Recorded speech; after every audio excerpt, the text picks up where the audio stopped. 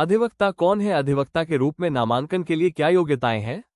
अथवा अधिवक्ता अधिनियम 1961 के अधीन अधिवक्ताओं के पंजीकरण के संबंध में दिए गए उपबंधों की विवेचना कीजिए। अथवा विधिक व्यवसाय के लिए क्या योग्यताएं हैं? उत्तर अधिवक्ता से अभिप्राय ऐसे व्यक्ति से है जो किसी राज्य विधिज्ञ परिषद में नामांकित होकर किसी न्यायालय में किसी अन्य व्यक्ति के निमित्त वक्तव्य देता है अथवा बोलता है अथवा पैरवी करता है। अन्य व्यक्ति की ओर से पैरवी करने हेतु अधिकृत व्यक्ति को अधिवक्ता कहा गया है। न्यायालयों में पक्षकारों की ओर से पैरवी इन्हीं अधिवक्ताओं द्वारा की जाती है। अधिवक्ता अधिनियम 1961 की धारा 2(1)(a) में अधिवक्ता की परिभाषा दी गई है। इसके अनुसार अधिवक्ता से अभिप्राय ऐसे व्यक्ति से है जिसका नाम इस अधिनियम के उपबंधों के अधीन अधिवक्ता नामावली में प्रविष्ट हो। इसी प्रकार धारा 2(1)(i) के अंतर्गत विधि व्यवसाय की परिभाषा दी गई है।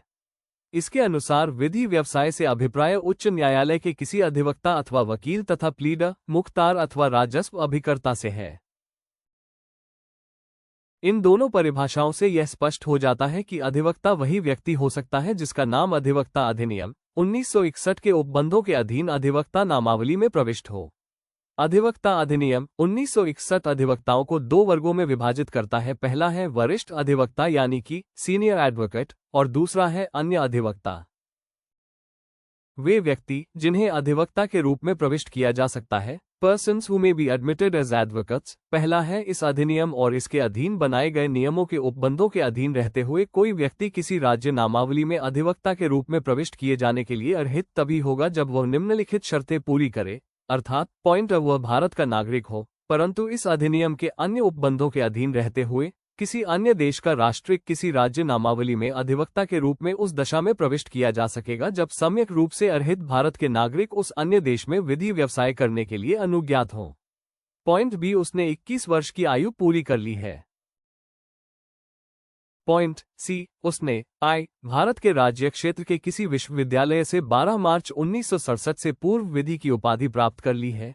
या किसी ऐसे क्षेत्र के जो भारत शासन अधिनियम 1935 द्वारा परिनिश्चित भारत के भीतर 15 अगस्त 1947 के पूर्व समाविष्ट था, किसी विश्वविद्यालय से उस तारीख के पूर्व विधि की उपाधि प्राप्त कर ली है। या उपखंड में जैसा उपबंधित है उसके सिवाय विधि विषय में 3 वर्ष के पाठ्यक्रम को पूरा करने के पश्चात भारत के किसी ऐसे विश्वविद्यालय से जिसे भारतीय विधिज्ञ परिषद द्वारा इस अधिनियम के प्रयोजनों के लिए मान्यता प्राप्त है, 12 मार्च 1967 के पश्चात विधि की उपाधि प्राप्त कर ली है। या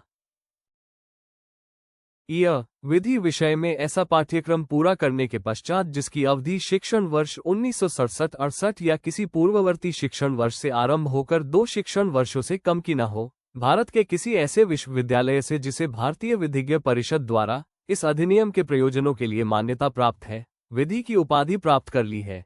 या किसी अन्य दशा में भारत के राज्य क्षेत्र से बाहर के किसी विश्वविद्यालय से विधि की उपाधि प्राप्त की है, यदि उस उपाधि को इस अधिनियम के प्रयोजनों के लिए भारतीय विधिज्ञ परिषद द्वारा मान्यता प्राप्त है, या वो बैरिस्टर है और उसे 31 दिसंबर 1976 को या उसके पूर्व विधि व्यवसायी वर्ग में लिया गया है, अथवा वह मुंबई अथवा कलकत्ता के अटॉर्नी के रूप में नामांकन के लिए मुंबई या कलकत्ता उच्च न्यायालय द्वारा विनिर्दिष्ट आबद्ध शिक्षार्थी की परीक्षा या किसी अन्य परीक्षा में उत्तीर्ण हो चुका है, अथवा उसने विधि में ऐसी अन्य विदेशी अर्हता प्राप्त कर ली है जिसे इस अधिनियम के अधीन अधिवक्ता के रूप में प्रवेश पाने के प्रयोजन के लिए भारतीय विधिज्ञ परिषद द्वारा मान्यता प्राप्त है।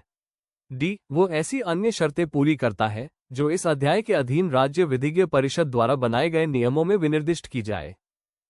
उसने नामांकन के लिए भारतीय स्टाम्प अधिनियम 1899 के अधीन प्रभार्य स्टाम्प शुल्क, यदि कोई हो, और राज्य विधिज्ञ परिषद के संदेह की नामांकन फीस दे दी है। परंतु जहां ऐसी व्यक्ति अनुसूचित जाति या अनुसूचित जनजाति का सदस्य है और ऐसे प्राधिकारी से जो विहित किया जाए उस आशय का प्रमाण पत्र पेश करता है, वहां उसके द्वारा राज्य विधिज्ञ परिषद को संदेह नामांकन फीस होगी। स्पष्टीकरण, इस उपधारा के प्रयोजनों के लिए किसी व्यक्ति को भारत के किसी विश्वविद्यालय से विधि की उपाधि प्राप्त उस तारीख से समझा जाएगा जिस तारीख को उस उपाधि की परीक्षा के परिणाम विश्वविद्यालय द्वारा अपनी सूचना पट पर प्रकाशित किए जाते हैं, या अन्यथा ये घोषित किया जाता है कि उसने परीक्षा उत्तीर्ण कर ली है। 2. उपधारा 1 में किसी बात के होते हुए भी कोई वकील या प्लीडर जो विधि स्नातक है राज्य नामावली में अधिवक्ता के रूप में प्रविष्ट किया जा सकता है, यदि वह इस अधिनियम के उपबंधों के अनुसार ऐसे नामांकन के लिए आवेदन नियत दिन से 2 वर्ष के भीतर न कि उसके पश्चात करता है, और बी उपधारा 1 के खंड ए, बी, डी और ए में विनिर्दिष्ट शर्तें पूरी करता है। 3. उपधारा 1 में किसी बात के होते हुए भी कोई व्यक्ति जो कम से कम 3 वर्ष तक वकील या प्लीडर या मुख्तार रहा हो या किसी विधि के अधीन किसी भी समय किसी उच्च न्यायालय के, जिसके अंतर्गत भूतपूर्व भाग ख राज्य का उच्च न्यायालय भी है, या किसी संघ राज्य क्षेत्र में न्यायिक आयुक्त के न्यायालय में अधिवक्ता के रूप में नामांकन किए जाने का हकदार था, या बी किसी विधि के उपबंधों के आधार पर चाहे अभिवचन द्वारा या कार्य द्वारा या दोनों के द्वारा विधि व्यवसाय करने के लिए अधिवक्ता से भिन्न रूप में 1 दिसंबर 1961 के पूर्व हकदार था, या जो इस प्रकार हकदार होता यदि वो उस तारीख को लोक सेवा में न होता, या सी भारत शासन अधिनियम 1935 द्वारा परिनिश्चित बर्मा में समाविष्ट किसी क्षेत्र के किसी उच्च न्यायालय का 1 अप्रैल 1937 के पूर्व अधिवक्ता था, या डी भारतीय विधिज्ञ परिषद द्वारा इस निमित्त बनाए गए किसी नियम के अधीन अधिवक्ता के रूप में नामांकित किए जाने के लिए हकदार रहा है। किसी राज्य नामावली में अधिवक्ता के रूप में प्रविष्ट किया जा सकेगा यदि वह इस अधिनियम के उपबंधों के अनुसार ऐसे नामांकन के लिए आवेदन करता है और ई उपधारा 1 के खंड ए, बी, डी और ए में विनिर्दिष्ट शर्तें पूरी करता है।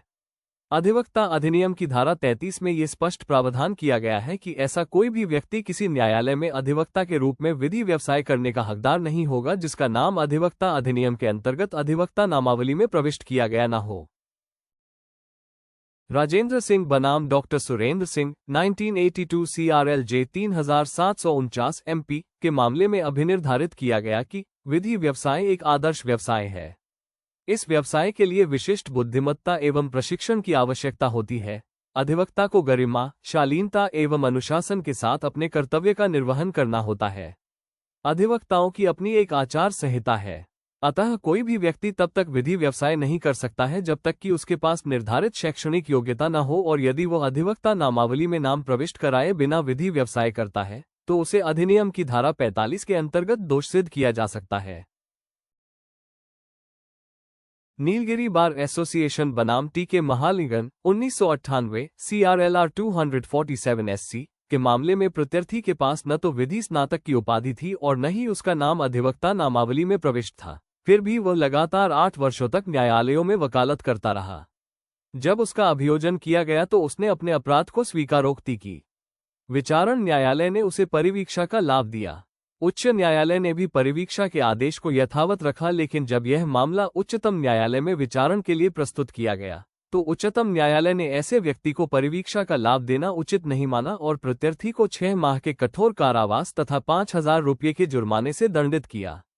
जुर्माना जमा नहीं कराए जाने पर 3 माह के अतिरिक्त कारावास की सजा सुनाई। उच्चतम न्यायालय ने यह भी अवलोकन किया कि वकालत का व्यवसाय एक आदर्श एवं पवित्र व्यवसाय है। अधिवक्ता का समाज में अपना एक विशिष्ट स्थान है। जनसाधारण अधिवक्ता को आदर की दृष्टि से देखता है। ऐसी स्थिति में यदि कोई व्यक्ति इस व्यवसाय की प्रतिष्ठा को आघात पहुंचाने वाला कार्य करता है तो ऐसा व्यक्ति किसी सहानुभूति का पात्र नहीं रह जाता है। ऐसे व्यक्तियों के लिए कठोर दंड ही उचित दंड है। इस प्रकार उपरोक्त सभी विधि व्यवस्थाओं एवं विनिर्णयों से यह स्पष्ट है कि विधि व्यवसाय केवल अधिकृत व्यक्तियों द्वारा ही किया जाना चाहिए। कोई भी व्यक्ति जिसके पास विधि स्नातक की उपाधि न हो और अधिवक्ता नामावली में जिसका नाम प्रविष्ट न हो, उसे विधि व्यवसाय नहीं करना चाहिए। यदि वो बिना विधि स्नातक की उपाधि धारण किए तथा अपना नामांकन बिना किसी बार कौंसिल में नामांकित कराए विधिक व्यवसाय करता है तो एडवोकेट्स एक्ट के अंतर्गत उसे दंडित किया जा सकता है।